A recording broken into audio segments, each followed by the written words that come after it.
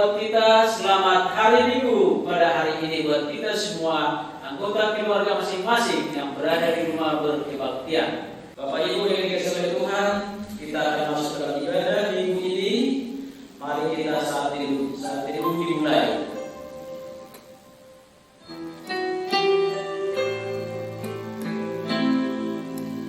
Bersyukurlah kepada Tuhan, sebutkanlah namanya, perkenalkanlah perbuatannya di antara bangsa-bangsa, bernyanyilah baginya, bermasmurlah baginya, percakapkanlah segala perbuatannya yang ajaib, berpegangan di dalam namanya yang kudus. Biarlah bersuka hati orang-orang yang mencari Tuhan. Pertolongan kepada kita berada di dalam nama Allah Bapa, Anak dan Roh Kudus, Pencipta langit dan bumi. Turunlah atas kita sekalian anugerah dan sejahtera daripada Tuhan kita Yesus Kristus. Amin. Bapak Ibu, kita akan memuji Tuhan bernyanyi dalam lagu tulis nomor 37 ayat 1 sampai 2. Tuhan Allah hadir.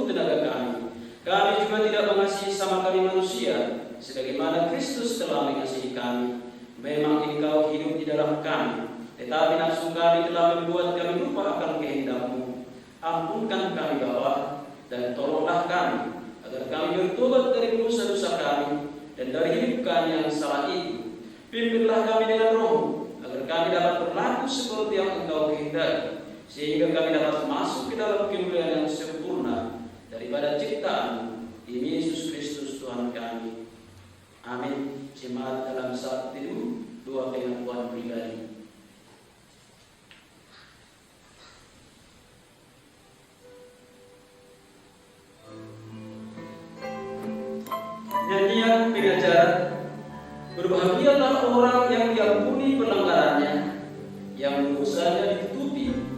Berbahagialah manusia yang kesalahannya tidak dilakukan Tuhan, dan yang tidak berjiwa menipu. Mari kita lanjutkan dengan mengucapkan doa Bapa kami. Bapa kami yang di surga, dikuduskanlah namamu, datanglah kerajaan-Mu, jadilah kehendak-Mu di bumi seperti di surga. Berilah kami pada hari ini makanan kami yang secukupnya, dan ampunilah kami akan kesalahan kami, seperti kami juga mengampuni orang yang bersalah kepada kami. Dan janganlah membawa kami ke dalam pencobaan, tetapi lepaskanlah kami daripada yang jahat, karena Engkau yang punya kerajaan dan kuasa dan kemuliaan sampai selama-lamanya. Amin. Bapak Ibu yang dikasihi Tuhan, mari kita bersama-sama mengikrarkan pengakuan iman rasuli. Aku percaya kita bersama. Aku percaya kepada Allah Bapa yang Maha Kuasa, Hakim langit dan bumi, dan kepada Yesus Kristus, Anaknya yang tunggal Tuhan kita, yang dikandung daripada Roh Kudus, lahir dari anak darah Maria, yang menderita di bawah pemerintahan Pontius Pilatus, disalibkan, mati dan dikuburkan. Pada hari yang ketiga, bangkit pula dari antara orang mati, naik ke surga, duduk di sebelah kanan Allah, Bapa yang Maha Kuasa, dan akan datang dari sana untuk menghakimi orang yang hidup dan yang mati. Aku percaya kepada Roh Kudus, gereja yang kudus dan am, persekutuan orang yang kudus, pengampunan dosa, kebangkitan daging, dan hidup yang kekal. Amin. Bapak Ibu yang dikasihi Tuhan, mari kita pujikan Tuhan lewat lagu Yesus nomor 105 ayat 1 sampai 2, Ku suka menuturkan.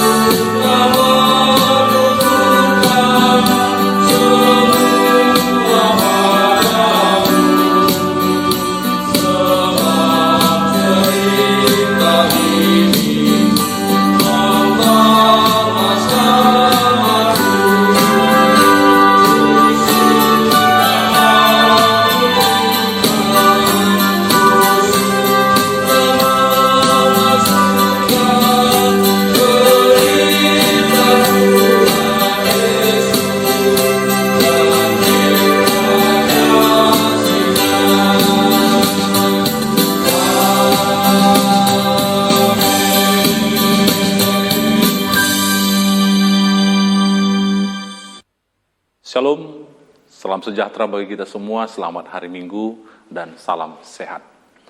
Pada Minggu hari ini Bapak Ibu yang menjadi perenungan kita diberikan ayat firman Tuhan untuk bersama-sama kita merenungkannya. Tapi sebelumnya, mari kita berdoa. Tuhan, saatnya tiba bagi kami untuk membaca bagian daripada firman-Mu dan juga akan merenungkan melalui uraian hamba-Mu yang kecil ini. Biarlah Tuhan memampukan kami semuanya untuk memahami firman-Mu, Tuhan. Terima kasih Bapa, dalam nama Yesus kami berdoa. Amin.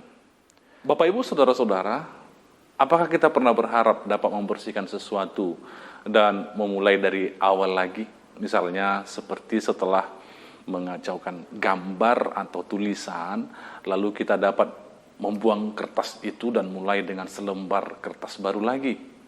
Atau mungkin komputer kita terkena virus dan kita tidak dapat menghapusnya. Kita bisa saja memformat hard disk kita dan menginstal ulang program-program dengan yang baru. Nah, saudara-saudara, senang rasanya dapat melakukan itu dalam hidup ini. Rasanya menyenangkan bisa kita menyetel titik kembali kita, kembali ke, ya katakanlah, ke tahun lalu misalnya, ketika semuanya keadaan kita baik-baik saja. Seandainya kita diberi kesempatan untuk memulai hidup di atas istilahnya batu tulis yang bersih, apa yang akan kita lakukan? Maksudnya, apa yang ingin kita masukkan kembali ke dalam hidup ini? Tentu kita akan menjadi lebih bijaksana saat itu. Setelah mempelajari kesalahan-kesalahan yang pernah kita buat, kita tahu apa yang penting dan perlu, dan apa yang tidak boleh dimasukkan kembali tentunya. Nah, Bapak Ibu Saudara-saudara, orang Israel diberi kesempatan seperti itu. Dalam arti khusus tentunya saat Ezra dan Nehemia membawa mereka kembali ke tanah air mereka, Israel, setelah 70 tahun dibuang di negeri asing. Mereka kembali ke Yerusalem, mereka memiliki kesempatan baru untuk membangun kembali bangsa dan kehidupan mereka dari awal. Di mana mereka harus membangun kembali bait suci, tembok kota, dan rumah mereka. Oleh karena itu, menarik untuk dicatat apa yang mereka janjikan dengan semua pengalaman yang mereka peroleh dari generasi ke generasi mereka. Nah, mari kita membaca apa yang telah mereka lakukan. Ketika kita berbicara tentang perjanjian nanti dalam Alkitab ini, maka penjelasan terbaik untuk itu adalah dengan memahami kesepakatan hukum antara Tuhan dan umatnya. Ya, agar kita paham dulu di situ, dalam kesepakatan ini Tuhan berkata, kamu adalah umatku, aku adalah Tuhanmu. Jadi pada zaman Alkitab, kita banyak menemukan banyak perjanjian-perjanjian. Dan seringkali perjanjian itu terjadi di antara para pemimpin dan orang-orang yang melayani pemimpin itu. Nah, perjanjian inilah yang mau kita dengarkan dalam firman Tuhan ini, yang menunjukkan bahwa apa yang dijanjikan seseorang, pemimpin itu harus dilakukan oleh rakyatnya. Misalnya. Selain itu, perjanjian juga menunjukkan apa yang diharapkan pemimpin dari rakyatnya. Tapi ketika Tuhan membuat perjanjian, segalanya berbeda. Tuhan tidak mendapatkan apapun dari perjanjian. Karena apa? Dia berjanji untuk tetap patuh setia pada perjanjian, bahkan ketika orang-orang melanggarnya. Apa yang terjadi ketika orang-orang melanggar perjanjian Tuhan? Lalu Tuhan akan menghukum umatnya dengan kutukan yang tertulis dalam perjanjian. Jadi bangsa Israel tahu ketika mereka melanggar perjanjian, hal-hal buruk mulai terjadi. Nah, saudara-saudaraku yang dikasihi Tuhan, minggu ini, hari ini, kita akan melihat perjanjian yang dibuat oleh orang Yahudi dengan Tuhan dalam Nehemia pasal 10 ayat 30 sampai dengan ayat 39. Demikian dikatakan. Pula kami tidak akan memberi anak-anak perempuan kami kepada penduduk negeri ataupun mengambil anak-anak perempuan mereka bagi anak-anak lelaki kami. Dan bila mana penduduk negeri membawa barang-barang dan berbagai-bagai gandum untuk dijual pada hari Sabat, Kami tidak akan membelinya dari mereka pada hari Sabat atau pada hari-hari yang kudus. Dan kami akan membiarkan begitu saja hasil tanah pada tahun yang ke-7 dan tidak akan menagih sesuatu hutang. Pula, kami mewajibkan diri untuk memberi tiap tahun 1/3 sikal untuk ibadah di rumah Allah kami, yakni untuk roti sajian, untuk korban sajian yang tetap, untuk korban bakaran yang tetap, untuk hari-hari Sabat, bulan-bulan baru, dan masa raya yang tetap, untuk mempersembahkan persembahan kudus dan korban-korban penghapusan dosa, untuk mengadakan perdamaian bagi orang Israel, serta segala pekerjaan di rumah Allah kami. Pula, dengan membuang undi kami, yakni para imam, orang-orang Lewi dan kaum awam, menetapkan suatu cara untuk menyediakan kayu api. Kayu itu harus dibawa ke rumah Allah. Kami secara bergilir oleh kaum-kaum keluarga kami pada waktu-waktu tertentu setiap tahun, supaya di atas mezbah Tuhan Allah kami ada api yang menyala, seperti tertulis dalam kitab Taurat. Lagi pula setiap tahun kami akan membawa ke rumah Tuhan hasil yang pertama dari tanah kami dan buah sulung segala pohon. Pun kami akan membawa ke rumah Allah kami, yakni kepada para imam yang menyelenggarakan kebaktian di rumah Allah kami, anak-anak sulung kami dan anak-anak sulung ternak kami, seperti tertulis dalam kitab Taurat. Juga anak-anak sulung lembu kami dan kambing domba kami, dan tepung jelai kami yang mula-mula, dan persembahan-persembahan khusus kami, dan buah segala pohon, dan anggur, dan minyak akan kami bawa kepada para imam, ke bilik-bilik rumah Allah kami, dan kepada orang-orang Lewi akan kami bawa persembahan persepuluhan dari tanah kami, karena orang-orang Lewi inilah yang memungut persembahan-persembahan persepuluhan di segala kota pertanian kami. Seorang imam, anak Harun, akan menyertai orang-orang Lewi itu bila mereka memungut persembahan persepuluhan, dan orang-orang Lewi itu akan membawa persembahan persepuluhan daripada persembahan persepuluhan itu ke rumah Allah kami, ke bilik-bilik rumah perbendaharaan. Karena orang Israel dan orang-orang Lewi harus membawa persembahan khusus daripada gandum, anggur, dan minyak ke bilik-bilik itu. Di situ ada perkakas-perkakas tempat kudus. Pula para imam yang menyelenggarakan kebaktian, para penunggu pintu gerbang, dan para penyanyi. Kami tidak akan membiarkan rumah Allah kami. Demikian jauh pembacaan firman Tuhan, Bapak Ibu. Bapak Ibu, saudara-saudara, apakah kita tahu bahwa semua orang ingin membuat perjanjian? Mengapa mereka ingin melakukan itu? Atau apa yang begitu kuat rupanya dari perjanjian yang membuat semua orang menyetujuinya? Untuk jawabannya, kita harus mempelajari gagasan Alkitab tentang perjanjian khusus. Perjanjian, atau istilah lebih baik lagi, perjanjian khusus, itu adalah penting. Sebab itu adalah bagian dari rencana Tuhan. Kisah ini menunjukkan bagaimana Tuhan menyelamatkan orang berdosa. Perjanjian juga menunjukkan bahwa Tuhan ingin dekat dengan umatnya.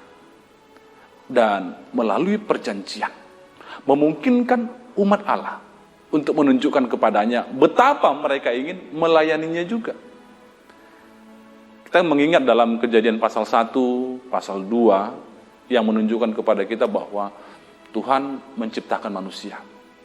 Jadi pasal-pasal ini juga menunjukkan kepada kita bahwa Tuhan itu dekat dengan manusia. Ya, kita dapat melihat betapa dekatnya Adam dan Hawa dengan Allah satu sama lain. Tapi dosa mengubah segalanya. Dosa membawa pemisahan. Dosa membawa kematian dalam arti literal dalam Alkitab kita. Lalu keturunan Adam memilih antara Tuhan dan dosa, kan begitu. Kalau kita runut lagi, Kain memilih kejahatan. Kejadian pasal 4 itu selanjutnya. Lalu Set memilih, keturunan Adam, Set memilih untuk mengikuti Tuhan. Kejadian pasal 5 ayat 3 sampai 24 itu ditunjukkan di sana. Lamek Ya, ada juga nama Lamek di dalam Kejadian pasal 4. Itu memulai poligami. Nanti kalau kita baca ayat itu, poligami tentu adalah dosa pada masa itu, memiliki lebih dari satu istri. Anak-anak Kain kemudian menggunakan kekerasan untuk menyakiti orang-orang dan mengambil apa yang mereka inginkan. Lalu kalau kita baca lagi dalam pasal itu, anak-anak Set, termasuk Henok, di mana Henok katanya itu berjalan menurut jalan Tuhan. Dia menuruti Allah. Kejadian pasal 5. Jadi Tuhan membawa Henok ke surga, kan itu kata Alkitab kita. Nah, Bapak Ibu saudara-saudaraku yang dikasih, sayangnya manusia lebih memilih kejahatan daripada memilih Tuhan. Mungkin tidak ada lagi orang yang mengikuti Tuhan sama sekali. Mungkin nantinya juga begitu. Itu yang kita khawatirkan. Tuhan membutuhkan keluarga yang setia kepadanya di bumi ini. Kemudian Tuhan akan menepati janjinya untuk mengutus seorang anak yang istimewa ke dunia kita. Anak ini akan lahir dari keluarga setia itu. Anak istimewa ini akan menyelamatkan manusia dari dosa. Jadi Tuhan menyelamatkan keluarga Nuh, itu awalnya, dan melalui Nuh, kemudian Tuhan menunjukkan kuasanya. Tuhan mengirimkan air bah. Air bah adalah satu-satunya cara bagi Tuhan pada waktu itu untuk menyelamatkan manusia dari kehancuran sepenuhnya oleh karena dosa tadi. Jadi itu runtutannya pasal 2 tadi, Kejadian, lalu Kejadian pasal 6 sampai ayat 11 dan 13, itu bisa kita lihat penjelasan ringkasnya. Nah, Tuhan mengirimkan air bah. Kemudian Tuhan memulai kembali rencananya untuk menyelamatkan manusia dari dosa. Tuhan bekerja melalui Nuh dan orang-orang yang datang setelah Nuh. Tuhan ingin dekat dengan umatnya. Itu yang menjadi garis bawahnya. Kenapa harus saya singgung dulu ke situ? Karena perjanjian Tuhan, ya, perjanjian Tuhan atau perjanjian khusus tadi adalah bagian penting dari rencana keselamatan Allah untuk kembali dekat dengan manusia ciptaannya. Alkitab menggunakan kata kesepakatan, perjanjian yang tidak pernah berakhir. Itu bisa kita pelajari, ada paling tidak sebanyak 16 kali. 13 diantaranya berbicara tentang perjanjian dengan Abraham, perjanjian Allah dengan Israel di Gunung Sinai, dan perjanjian Allah dengan Daud. Jadi masing-masing perjanjian itu berbeda satu sama lain dalam banyak hal. Tapi satu hal tentang mereka sama, yaitu semuanya adalah perjanjian yang tidak akan pernah berakhir antara Allah dengan manusia. Dalam firman Tuhan kita hari ini, 4 hal yang dijanjikan Israel dalam bagian perjanjian manusia dengan Allah. Nehemia pasal 10 inilah yang menjelaskan itu. Ayat 30-39 yang kita baca tadi, Bapak Ibu Saudara-saudara. Orang Israel berjanji untuk melakukan 4 hal. Yang pertama, mereka berjanji untuk tidak menikahi, mengawinkan siapapun dari anak-anak mereka, dari orang-orang yang menyembah dewa-dewa palsu. Jadi itu mereka buat perjanjiannya. Yang kedua, berjanji untuk mengkuduskan hari Sabat. Mereka tidak akan berbisnis pada hari Sabat, kira-kira gitu. Mereka nggak akan berbuat lagi, mereka selalu ingat jadinya. Yang ketiga, mereka berjanji untuk menjaga orang-orang miskin, saudara mereka. Jadi mereka setuju untuk membebaskan semua budak setelah 7 tahun. Dan itu dijelaskan tadi dalam pembacaan firman Tuhan. Itu janjinya. Mereka melakukan itu untuk merubah kehidupan yang sudah mereka telah jalani dalam kesengsaraan karena dosa itu. Karena mereka terlanggar itu. Yang keempat, dari pasal 10 ayat 30 sampai ayat 39 tadi, mereka berjanji untuk mendukung bait suci, bait Allah, dengan apa yang ada pada mereka, termasuk persembahan-persembahan mereka.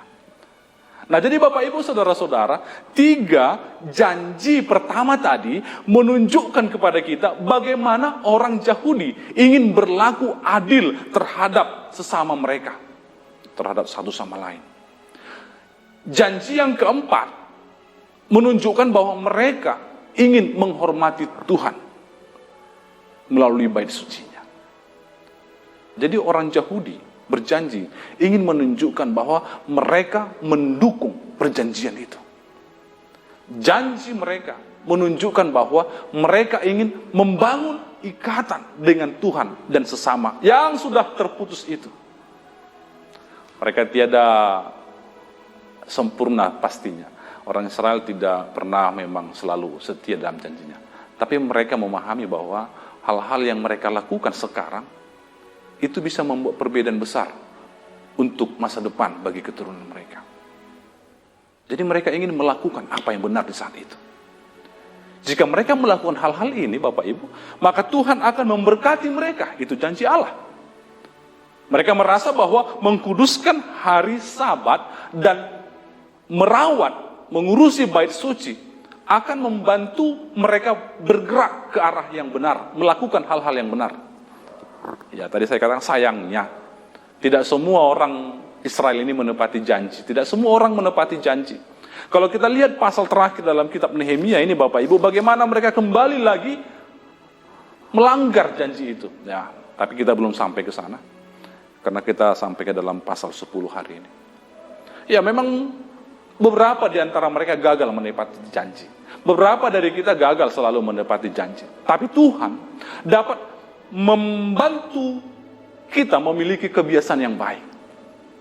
Ya, Dia dapat memberi kita kekuatan untuk melakukan hal-hal yang benar. Dan tentu hal-hal yang berlaku setia kepada janji-janji kita. Kita harus memilih untuk melakukan apa yang benar. Tuhan dapat mengubah seluruh hidup kita jika kita membiarkan Tuhan melakukannya.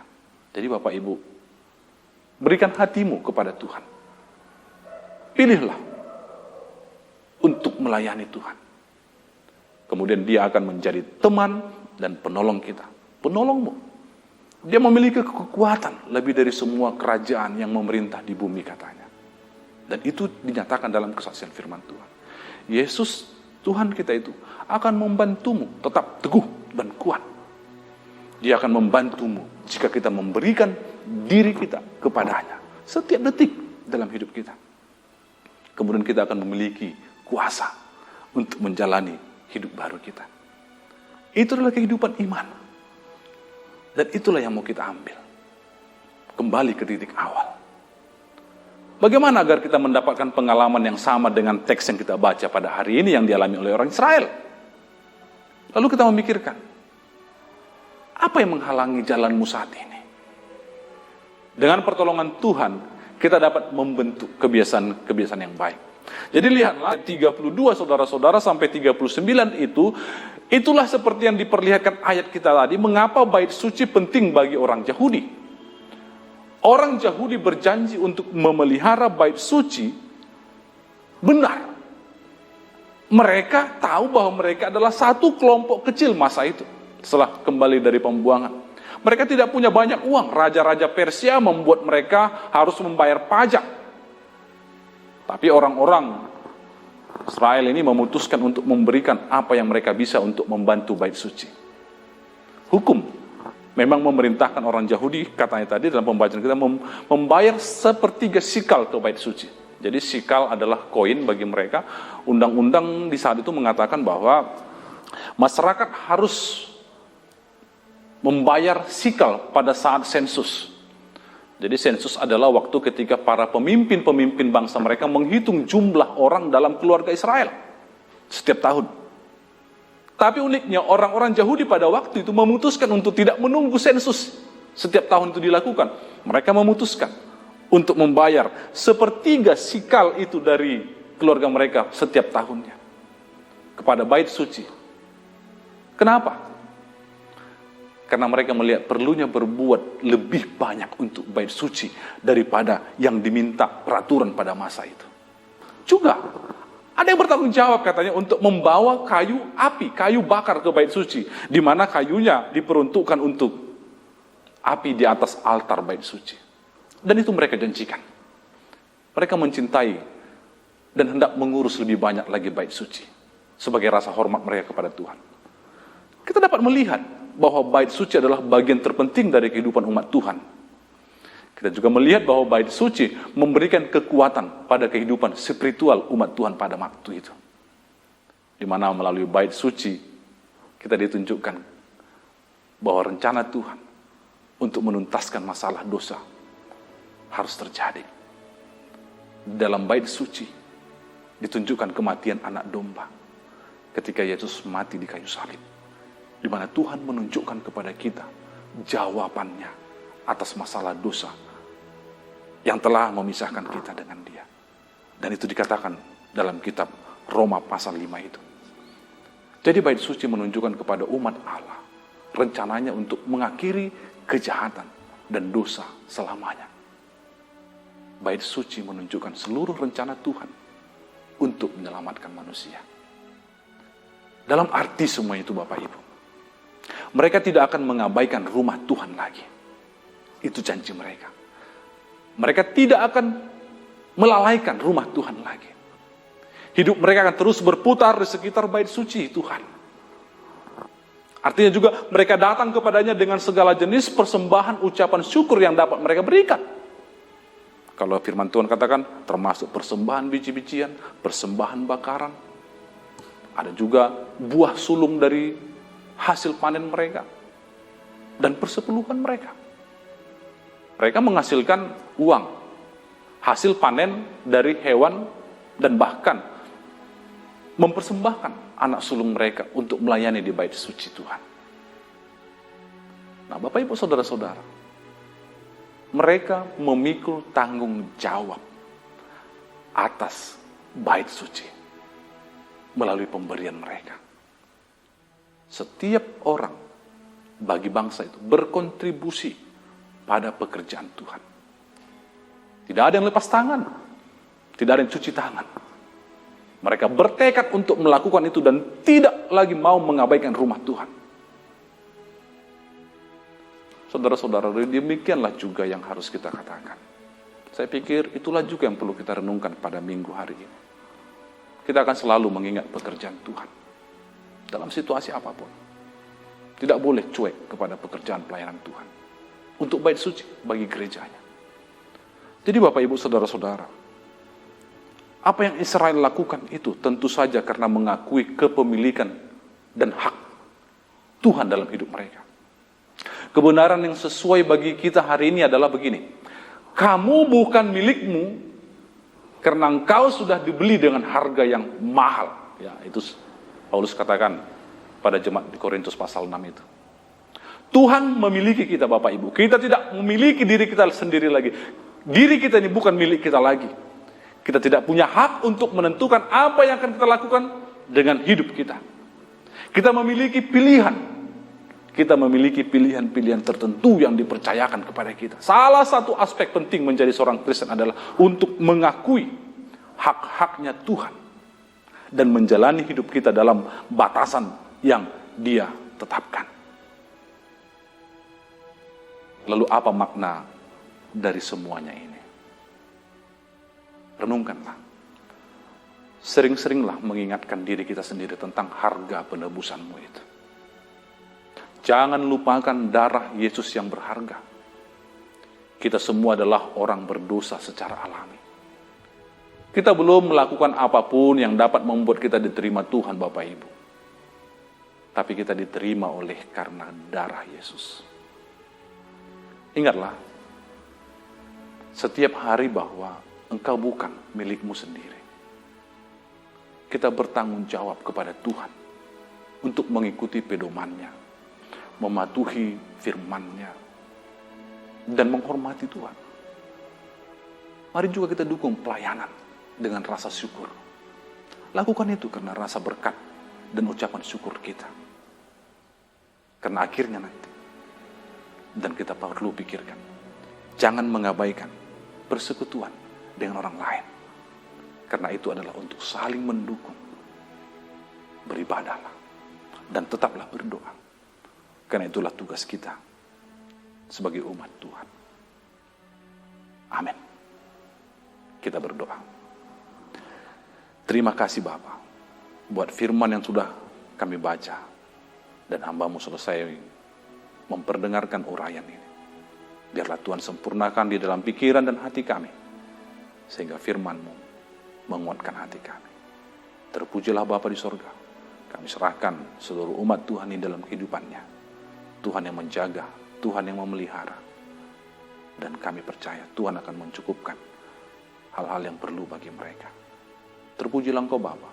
Dalam nama Yesus kami berdoa. Amin. Untuk meresponi firman Tuhan, mari kita bernyanyi lagu Metodis nomor 188 ayat 1-2, mengikut Yesus keputusanmu.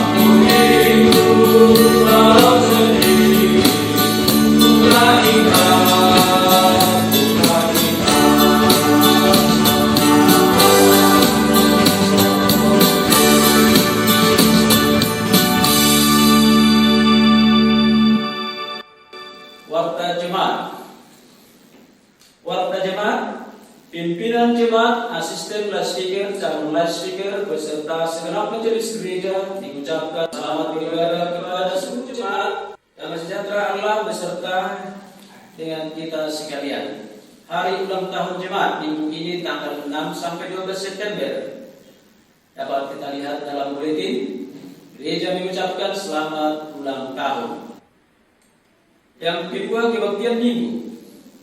Tetap dilaksanakan 2 gelombang, yaitu ibadah gelombang pertama pada pukul 8 sampai 9 WIB, ibadah KPR, dan ibadah gelombang kedua pada pukul 10 sampai 11 WIB, ibadah minggu umum biasa. Syarat dan ketentuan untuk hadir beribadah di gereja: harus memakai masker, face shield, suhu tubuh maksimal 37,5 derajat, cuci tangan sebelum masuk ruang gereja, rentang usia 14 tahun sampai 65 tahun, ikuti arahan dari penerima tamu, tidak saling bersentuhan atau bersalaman, duduk sesuai dengan arah penerima tamu, agar mengikuti arahan panitia kebaktian gereja kita. Persembahan 1, 2, 3 langsung ke depan. Oleh karena itu, bagi jemaat yang tidak bisa hadir ke gereja masih dapat tetap berkebaktian di rumah masing-masing. Tertib acara tetap akan dibagikan melalui media sosial atau via WhatsApp, ibadah online, dan khotbah dapat dilihat melalui YouTube akun GP Perdamaian. Himbauan, gereja tetap menghimbau kepada Bapak Ibu jemaat agar memenuhi semua kewajiban kita, baik perpuluhan, persembahan, dan janji iman. Untuk itu diharapkan kepada majelis dan atau pemimpin kelompok sel agar mengingatkan anggotanya dalam memenuhi kewajiban tersebut.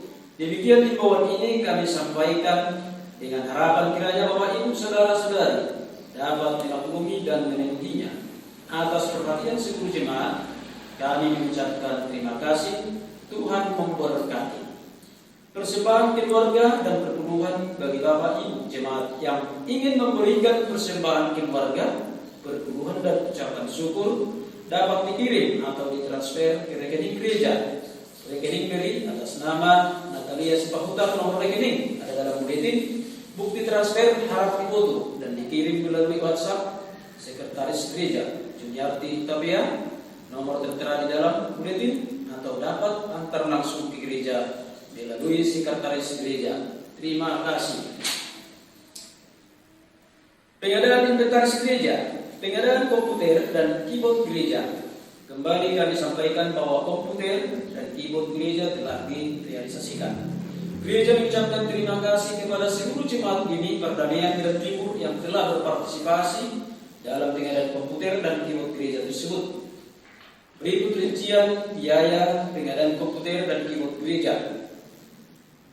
Untuk komputer gereja seharga Rp8.275.000. Untuk keyboard gereja seharga Rp14.200.000. Pembuatan jerecap jendela gereja Pasturi lantai 1 Rp2.300.000. Dengan jumlah uang yang masuk sampai tanggal 2 September 2020 sejumlah Rp3.175.000. Adapun angka donasi lengkap dapat dilihat di buletin online yang dibagikan media sosial WhatsApp setiap hari Sabtu. 6. Tanggap perlindungan diri. Dihimbau kepada jemaat agar tetap menjaga kesehatan diri dan keluarga dan senantiasa mematuhi himbauan dan arahan pemerintah dengan bersabar, waspada, dan tetaplah berdoa. Menjaga pola makanan dan minuman, mencuci tangan, menjaga kebersihan pakaian dan perlengkapan lainnya. Menghindari tempat-tempat keramaian dan mengikuti arahan pemerintah. Sampai demikian pemberitaan buletin kita. Mari kita masuk dalam doa syafaat. Bapa kami yang bertata di kerajaan surga, yang kami puji kami muliakan di dalam nama Yesus Kristus Juru Selamat kami yang hidup. Pada hari ini Tuhan, pagi hari ini kami mengadakan kebaktian di rumah kami masing-masing bersama keluarga. Pada saat ini Tuhan, kami tetap bersyukur kepada-Mu karena Tuhan tetap memelihara kami semua jemaat, memelihara kehidupan kami, memberi kesehatan buat kami. Bapa, Kau adalah Bapa yang baik, yang tetap kami puji kami muliakan di dalam nama Yesus Kristus. Biarlah Engkau yang tetap menjagai kami, memberi kami kesehatan atas pemeliharaan-Mu sehingga kami boleh menikmati kehidupan hingga saat ini. Bapa, pertama kami mohon ampun atas segala kesalahan dan dosa-dosa kami. Kami tahu Tuhan banyak pelanggaran-pelanggaran yang kami buat di dalam hidup ini. Dari ujung rambut kami sampai di ujung jari kaki kami, semua tubuh kami berdosa di hadapan. Pada saat ini Tuhan, kami mohon ampun atas segala kesalahan dan dosa kami yang kami berbuat kepada Tuhan, juga kepada sesama kami. Biarlah Tuhan kiranya mau mengampuni, sehingga kami Tuhan tetap layak untuk datang bersembah sujud kepada-Mu, sehingga Tuhan tetap mengasihi kami, beri kami anugerah, sehingga kami memperoleh kehidupan dan berkat-berkat yang akan Tuhan curahkan kepada kami pribadi anggota jemaat gereja ini. Bapa yang baik, pada saat ini kami akan mau menaikkan dua-dua kami. Bapa, pada saat ini keadaan dunia sangat digemparkan oleh penyebaran virus corona. Maka kami bermohon kepada-Mu ya Tuhan, karena hanya kepada-Mu lah kami bisa menyampaikan keluh kesah kami dan memohon pertolongan. Biarlah kiranya Tuhan memberikan segala penyakit, baik manusia yang terjangkit dan yang belum terjangkit, tetaplah Tuhan pelihara, sehingga orang-orang yang dalam keadaan sakit saat ini memperoleh kesembuhan, orang-orang yang masih sehat tetap memperoleh kesehatan. Karena itu kami tahu Tuhan adalah kuasa, hanya kepada-Mu kami bersama. Bapak yang baik, kami juga berdoa pada saat ini supaya Tuhan berkati para dokter, para medis, seluruh tim kesehatan yang berupaya mengobati saudara kami yang dalam keadaan sakit pada saat ini di seluruh tanah air Indonesia, bahkan di seluruh dunia ini. Biarlah Tuhan memberkati semua para pekerja medis. Tuhan berkati mereka, Tuhan berkati keluarganya, apapun yang dimilikan mereka, Tuhan berkati, Tuhan berikan kepada mereka ketenangan, bahkan kekuatan fisik, supaya mereka mampu untuk memberi pengobatan kepada saudara-saudara kami tersebut. Pada saat ini juga Tuhan, kami mau berdoa buat pemerintahan kami yang memberi kebijakan-kebijakan agar berkhidmat untuk kestabilan negara, serta mampu menyediakan anak-anak medis yang baik, sehingga kami memperoleh ketenangan. Semua rakyat Indonesia boleh aman dan tentram di bawah pemerintahan kami. Berikan kesatuan hati, kesatuan pikiran dan komando yang terarah, sehingga bisa menjalankan tugas mereka dengan baik. Hanya kepada-Mu lah kami Tuhan minta pertolongan, biarlah Tuhan berkati aparat pemerintah kami dari tingkat desa sampai presiden. Tuhan berikan kekuatan, kesehatan, dan bahkan ide-ide pemikiran yang baik. Tuhan berikan hikmat kebijakan kepada mereka, supaya mereka bersatu hati dan bersungguh-sungguh mempunyai perkataan yang sama, searah untuk pemikiran yang sama. Bapak yang baik, kami juga mau berdoa buat para anggota jemaat kami yang saat ini mungkin ada sakit, ya Tuhan. Biarlah Tuhan berkati sakit apapun itu, ya Bapak. Tuhan berkati obat yang mereka makan. Tuhan berkati para dokter medis yang merawat. Tuhan berkati para keluarganya yang merawatnya. Beri kesabaran dan ajari Bapak mereka tetap punya pengharapan kepada Tuhan. Karena semua apa yang dialami oleh anggota jemaat-Mu ada pada Tuhan. Bapak yang baik, pada saat ini juga kami mau berdoa buat gereja kami, anggota gereja kami, pekerjaannya, kesehatannya, keamanan, kesejahteraan semua anggota gereja kami, ya Tuhan. Kepada-Mu kami sampaikan, biarlah Tuhan yang memberkati. Apapun pekerjaan jemaat Tuhan berkati, biarlah mereka tetap bersukacita, penuh kesabaran, ketekunan melakukan pekerjaannya. Tuhan berikan kesehatan, kekuatan. Tuhan berikan keamanan di negara kami ini, di kota kami ini. Bahkan Tuhan berikan tetap kesejahteraan, kelengkapan makanan dan minuman di kota kami ini, supaya kami tetap terjaga, ya Bapa. Hanya Engkau yang bisa mengatur semua kehidupan kota kami ini. Bapa yang baik, inilah dua-dua yang bisa kami sampaikan pada saat ini. Biarlah Tuhan berkati kami semua yang berdoa. Tuhan berkati jemaat-Mu yang tetap sedia untuk melakukan kebaktian bersekutu dengan Engkau. Di dalam nama Yesus Kristus kami berdoa dan mengucap syukur. Amin. Untuk mengakhiri kebaktian kita hari ini, kita masuk dalam doksologi.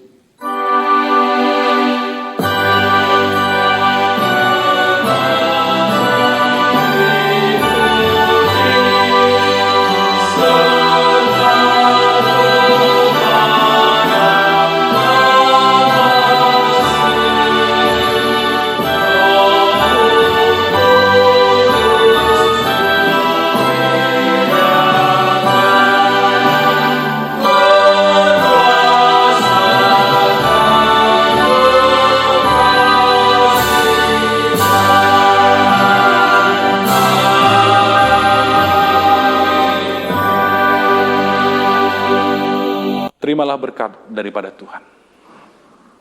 Anugerah Tuhan kita Yesus Kristus di dalam pengasihan Allah Bapa di sorga, dalam persekutuan dengan Roh Kudus, itulah yang menyertai-Mu, yang menjaga-Mu, memelihara kehidupan-Mu sejak saat ini, besok, bahkan sampai selama-lamanya. Amin.